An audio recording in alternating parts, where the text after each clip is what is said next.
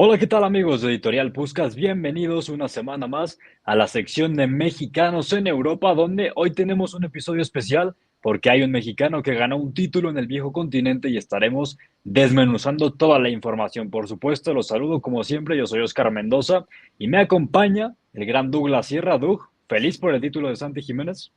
Hola, ¿qué tal, Oscar? ¿Cómo estás? Un saludo a ti y a nuestra gente bonita. Sí, estoy muy contento. Esperemos que no sea el primer título, sino que sea el primero de varios. Creo que en el mismo país habrá otro mexicano que se coronará muy pronto y ya lo Sí. podremos desmenuzar más adelante. Sí, todo apunta a que Irving Lozano va a levantar la Eredivisie con el PSV Eindhoven, pero ahorita el tema que realmente queremos analizar es ese título de Santi Jiménez que ganó la Copa Neerlandesa al imponerse 1-0 al NEC en un partido que estuvo bastante accidentado, por cierto, se frenó en un par de ocasiones por diversas cuestiones, pero hablando de Santi Jiménez, Doug, un partido positivo, yo lo valoraría así, no solamente porque dio una asistencia, sino porque también se notan ciertas cosas de su juego que son buenas, a pesar de que no marca, como por ejemplo su juego de espalda, yo diría que es algo muy positivo, aunque también hay otras cosas que todavía no, o más bien otras cosas que tienen que pulir, ¿no crees? Sí, fíjate que yo lo considero un caso muy distinto a lo que detectaba, por ejemplo, con Irving Lozano, que ya lo hemos comentado en otras ocasiones, que él eh, transmite esa desesperación por anotar. Como él sabe que tiene esa capacidad y que no puede replicar sus números de antes, incide mucho en disparar desde fuera del área, en Sí. buscar esas situaciones de remate constantemente. En cambio, a Santi lo noto un poco más tranquilo. Creo que él es muy consciente de la situación que ha atravesado. Sin duda ha bajado su cuota goleadora en este segundo semestre, tanto en la Eredivisie como a nivel Copa, a nivel competición europea. Recopilando un poco sus estadísticas, ha jugado 18 partidos, ha marcado 4 goles y ha dado 2 asistencias. En cambio, en el primer semestre había jugado 22 partidos, había anotado 20 goles y había dado 5 asistencias, es decir, estamos hablando de 25 goles producidos y es normal que la gente lo note, pero son este tipo de desafíos que Santi tiene que enfrentar a lo largo de su carrera para que también pueda madurar como futbolista. Y a nivel juego yo lo veo bien. Creo que no está al nivel de confianza que lo he visto antes, sobre todo de cara a portería. Específicamente en este partido no tuvo muchas situaciones de gol, Ujú. pero en las ocasiones donde sí ha tenido, digamos, esa oportunidad de marcar por las situaciones que se dan en el partido, sí he notado que no ha estado del todo preciso de cara a la portería rival. Sí, quizás su ocasión más clara se generó en un tiro de esquina, que tampoco era una ocasión clarísima, pero era un remate que se marchó bastante desviado.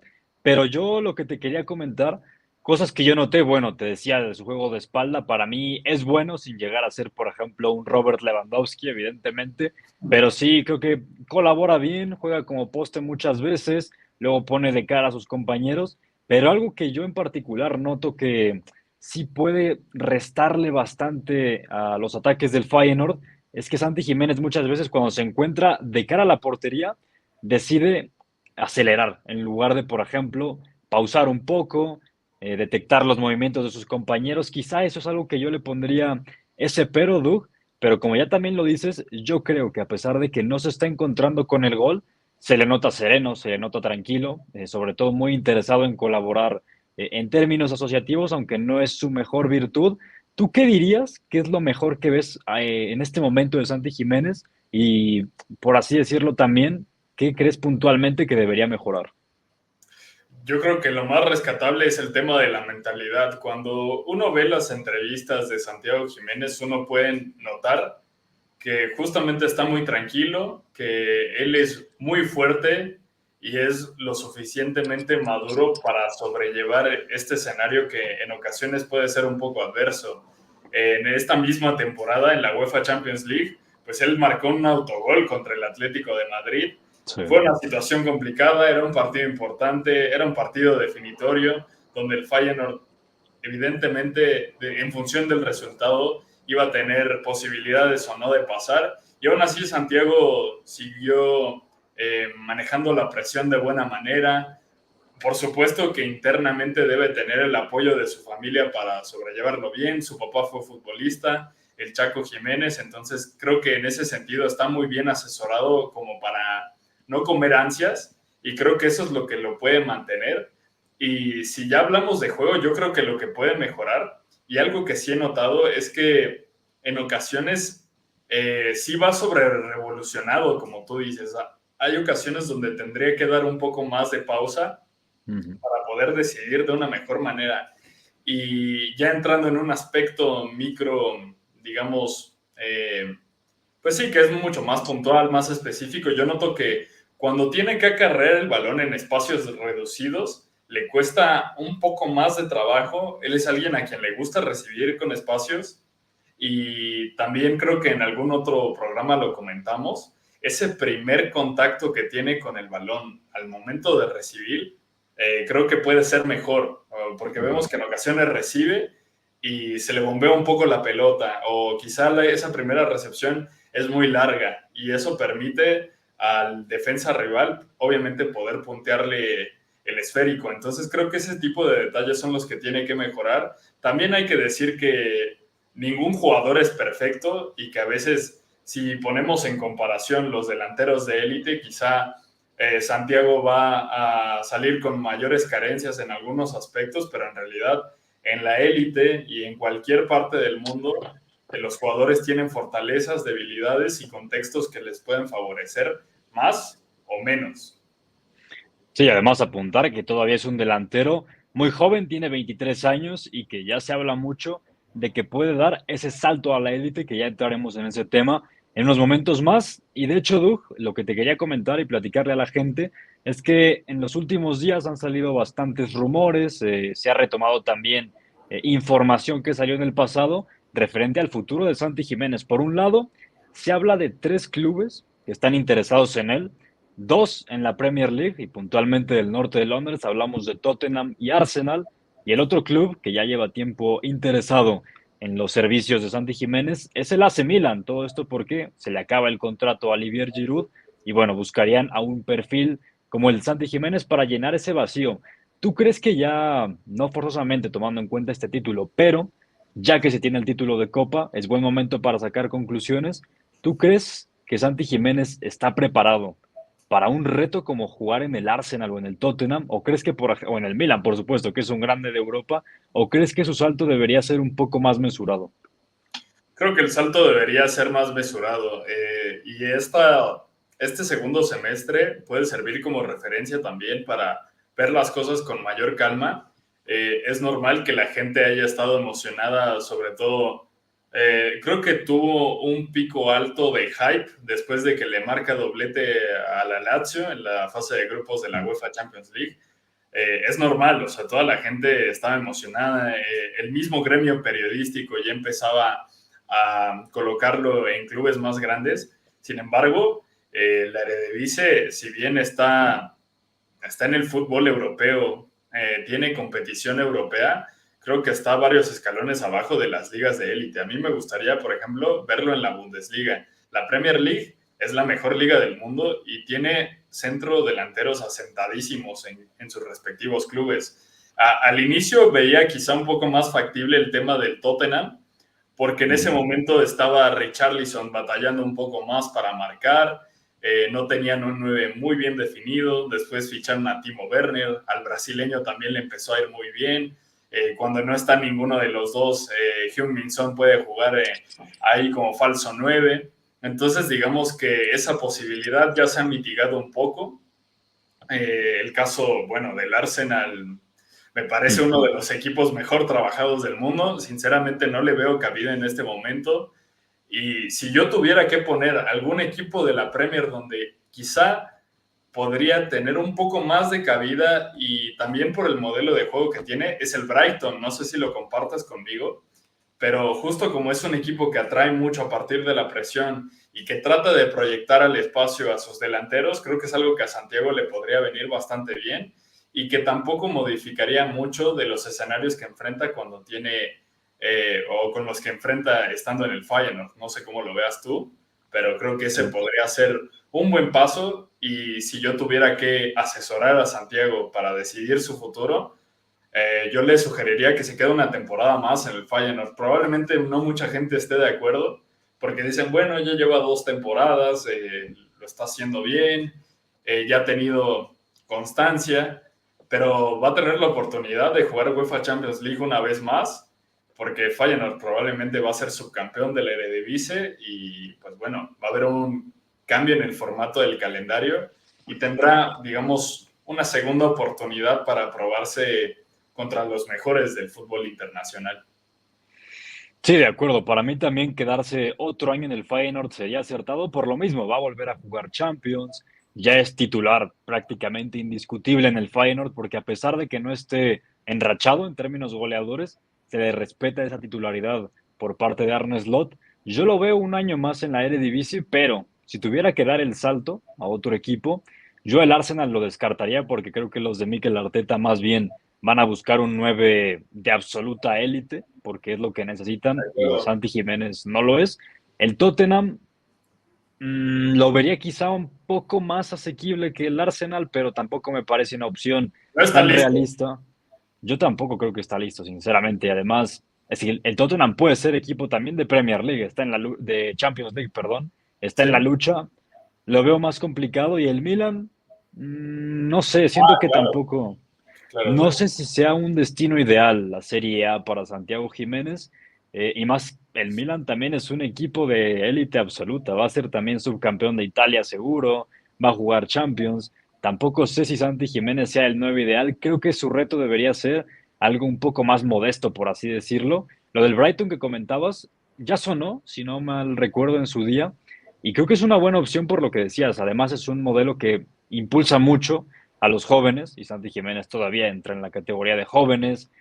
Por el mismo modelo de juego, Santi Jiménez puede salir beneficiado, pero yo creo que la mejor opción es seguir un año más en el fútbol de Países Bajos. Entonces, pues ahí está el tema. También invitamos a la gente, Duga, que nos deje en sus comentarios, que nos escriban en Twitter para sumarse al debate. Y una pregunta rápida que te quiero tirar, Doug, es, entonces, una vez que ya hablamos de todo esto, tú aviéntate a decir dónde va a estar Santiago Jiménez el próximo año. El Feyenoord, yo creo que él va a decidir quedarse. No dudo que ya tenga, digamos, la cosquillita de salirse de Rotterdam, pero lo más probable es que, sobre todo después del segundo semestre, digamos, decepcionante en términos de números que ha tenido, él va a tener esa espinita de darle todavía más al equipo neerlandés. Ok, tú dices que se queda en el Feyenoord. Fíjate, yo creo que se va a ir. No me aviento a decir a dónde, pero creo que se va a ir. Creo que él va a querer dar el salto. Ya veremos, ya ajustaremos cuentas, Doug, Ojalá yo tenga razón. en verano. Ojalá, sinceramente sí, pero tengo un presentimiento. Ahí veremos. Entonces, dicho esto, vamos a pasar a la siguiente sección de nuestro episodio, en donde vamos a hablar de la bitácora, porque vamos a repasar rápidamente toda la actividad de los mexicanos en Europa. Como ven en pantalla, queridos seguidores de Editorial Puskas, bueno, fue un terrible fin de semana para nuestros compatriotas en la Premier League. Derrotas para Edson Álvarez y para Raúl Jiménez, que bueno, ya cada vez tiene menos minutos, si es que tiene minutos con el Fulham de Marco Silva. Luego también César Montes cayó frente al Villarreal. Ochoa volvió a ser titular, en Grecia, el AEK de Atenas de Orbelín Pineda está líder. Yo creo que eso también es muy rescatable. De todo lo que vemos en pantalla, ¿tú qué es lo que más te gustaría subrayar? Sí, un poco triste lo de Raúl Jiménez, porque de hecho Rodrigo Muniz fue elegido como jugador del mes en marzo de la Premier League.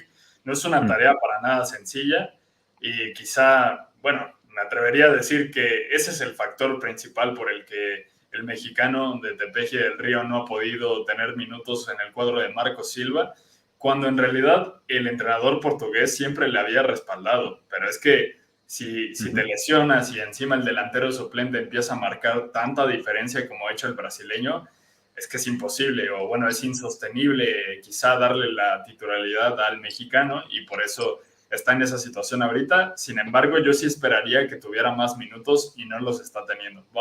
Vamos a ver qué pasa. Y sí me tomó por sorpresa también lo de Guillermo Ochoa. Yo juraba que ya el resto de la temporada no iba a jugar.